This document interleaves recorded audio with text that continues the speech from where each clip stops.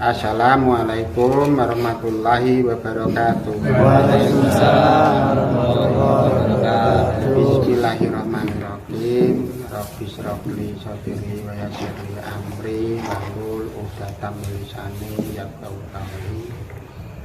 Seluruh keluarga Al-Fitrah yang seiman dan seagama di mana berada, semoga diberi ridho Allah dan syafaat Rasulullah dilebihkan dari kodratnya, dijadikan orang-orang yang tertuntun, diberi ilmu laduni, diberi ilmu hijab, selalu mendapat rahman rahim Allah. Al-Fatihah.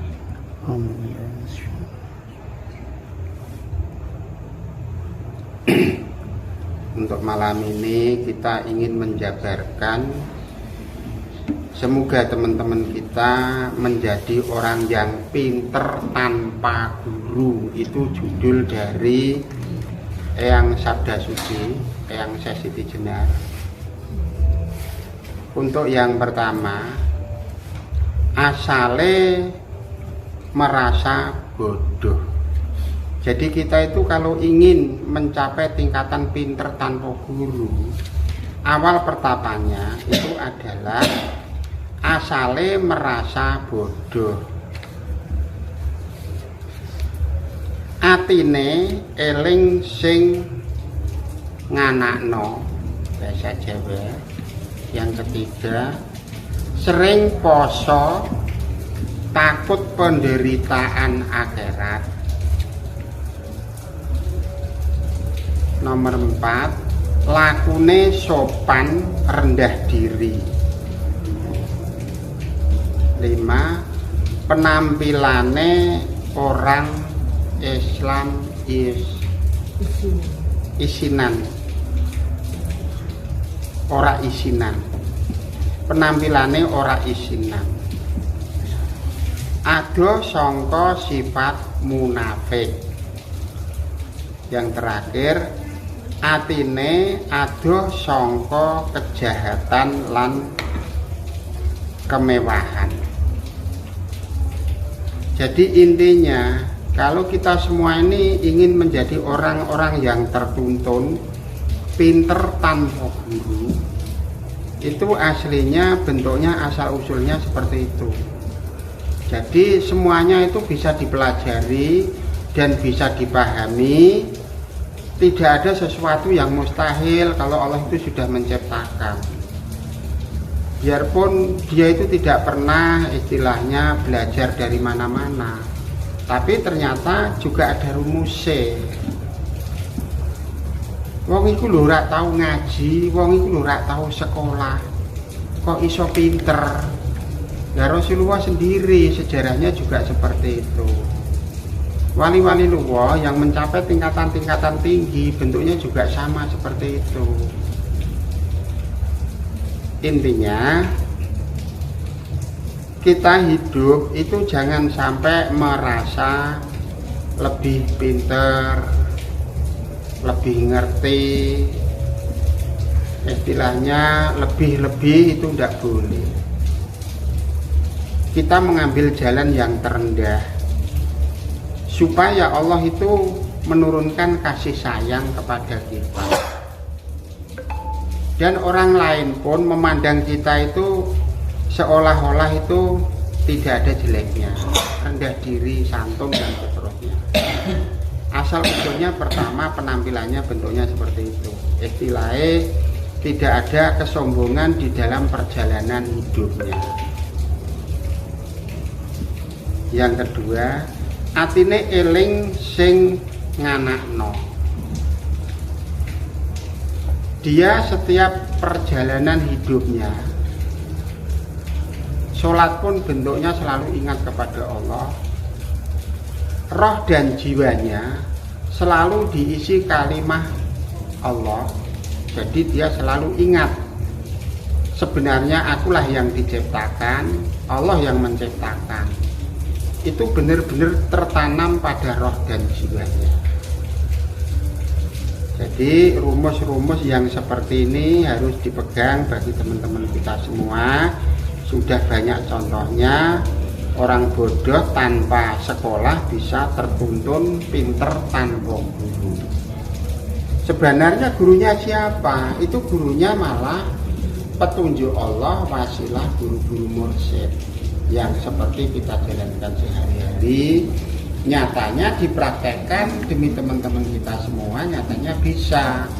Berarti ilmu-ilmu yang disampaikan oleh wali-wali Allah itu benar. Sebab bisa dihayati dan bisa dipraktekkan dan bisa terbukti, intinya di situ. Terus perbuatan kita sering puasa takut penderitaan. Yang dimaksud takut penderitaan itu ya juga penderitaan di dunia maupun penderitaan di akhirat. Dia lebih mementingkan ibaratnya puasa daripada besok di sana menjadi orang yang sesat. Maka ajaran puasa itu mulai 7 Rasul itu semuanya ada, bentuknya berbeda-beda, ada yang panjang, ada yang pendek. Itu sesuai dengan kebutuhan sebagai kapasitas. Tapi teman-teman kita yang ada puasa Ramadan saja itu kadang-kadang banyak yang tidak penuh. Tapi dia juga mengaku orang iman, juga mengaku orang Islam. Tapi sebenarnya dia orang yang tidak tahu malu. Wong poso Ramadan wae sing jumlahnya hanya pendek dan kecil. Kadang-kadang banyak yang tidak nyampe. Ya, itu kan malah menjadi risiko. Padahal orang-orang yang ingin mencapai tertuntun hidupnya panjang sekali puasanya. Kan tidak ada tuntunannya di dalam Quran. Ya kita menjabarkan Al-Quran kan tidak sejauh itu. Kalau dipahami secara real, secara detail, alam semesta kan sudah menjelaskan tentang itu semua. Seperti puasa-puasa ngerawat di dalam Al-Quran kan juga ada. Tapi kadang-kadang puasa ngerawat kan diabaikan. Padahal itu kan juga penting. Ya juga demi kesehatan. Intinya puasa itu adalah menghubungkan roh kita dengan nur Allah. Kuncinya di situ. Kapan saja, panjangnya berapa saja, waktunya kapan saja. Yang namanya puasa itu adalah milik Allah secara langsung untuk hubungan nur kita dengan nur Allah secara langsung, tapi dalam bentuk cahaya. Bukan pembicaraan, bukan wujud. Sebatas nur kita mendapat cahaya nur Allah karena kita banyak puasa, banyak zikir, aktif sholat. Intinya di situ. Selanjutnya nomor 5, penampilan 4 ya, lakune sopan rendah diri. Kalau orang-orang yang sudah mencapai kriteria seperti ini, orangnya sopan, rendah diri, tidak pernah mempunyai perilaku-perilaku yang istilahnya bertentangan dengan situasi alam. Tidak ada kesombongan. Dia selalu menampilkan sebagai contoh-contoh yang baik di dalam rumah maupun lingkungan. Dia selalu hati-hati, dia selalu introspeksi, tidak pernah mencela satu sama lain, tidak pernah menyalahkan satu sama lain. Itu orangnya sifatnya seperti itu. Biarpun di dalam keluarga pun dia tidak pernah menyalahkan satu sama lain. Jadi dia hidupnya selalu berhati-hati, selalu rendah diri, dan mengajari di dalam keluarga maupun lingkungan tetangga maupun dalam bentuk keluarga, teman-temannya semuanya dia bisa untuk contoh sebagai penampilan orang-orang yang tahu diri. Ibaratnya bisa untuk tolak ukur, sebagai untuk figur.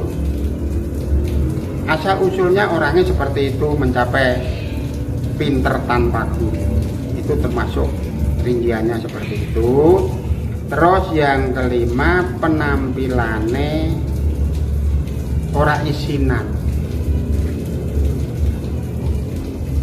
Jadi orang tersebut seolah-olah tidak malu. Rupane elek ya ora usah ditutupi, ibaratnya bentuke kepiye ya ora usah dimanipulasi. Elek ya elek, pesek ya pesek, ndak dimanipulasi. Dan dia selalu murah senyum, tidak wengis dan seterusnya. Itu suatu contohnya seperti itu. Ndak isinan. Dia menyampaikan dalam bentuk apapun, ora isinan, tidak merasa malu. Intinya di situ. Aduh sangka sifat munafik. Terus sifat-sifatnya orang tersebut selalu jujur, akhlakul karimah, selalu amanah, tidak pernah mempunyai sifat-sifat munafik, juga tidak pernah melakukan dalam bentuk-bentuk syirik. Bentuknya seperti itu. Terus yang terakhir, atine adoh sangka kejahatan lan kemewahan.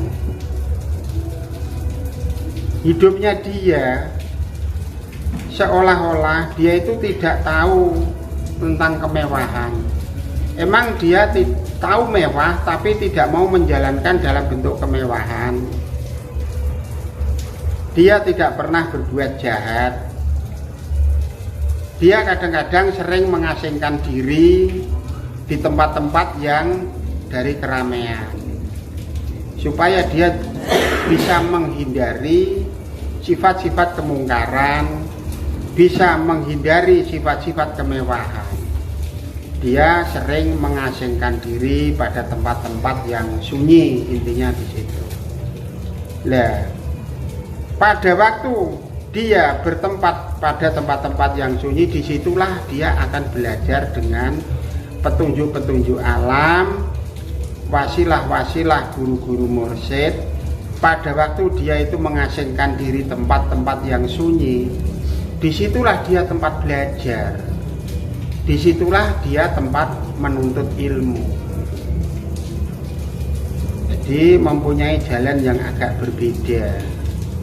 Tapi kalau dipraktekkan oleh teman-teman kita dan pemirsa semua, bentuknya seperti itu, insya Allah juga semuanya akan menjadi orang-orang yang tertuntun tanpa guru.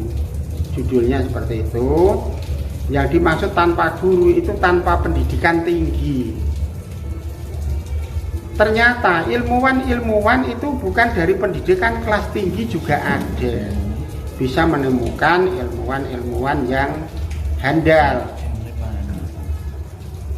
tidak menggantungkan dari lulusan-lulusan tinggi, tapi ternyata juga bisa mengembangkan ilmu-ilmu yang beda. Maka semuanya itu terserah hidayah dari Allah, dan Rahman Rahim Allah lah yang menentukan. Maka kita tidak usah berpikir tentang perbedaan antara bodoh dan pinter, antara berpendidikan dan tidak. Itu terserah hidayah Allah yang diberikan kepada diri kita dan teman-teman kita semua. Itulah yang menentukan. Kita semua tidak mempunyai hak menentukan atau berharap banyak intinya. Saya kira cukup sekian. Wassalamualaikum warahmatullahi wabarakatuh. Waalaikumsalam warahmatullahi wabarakatuh.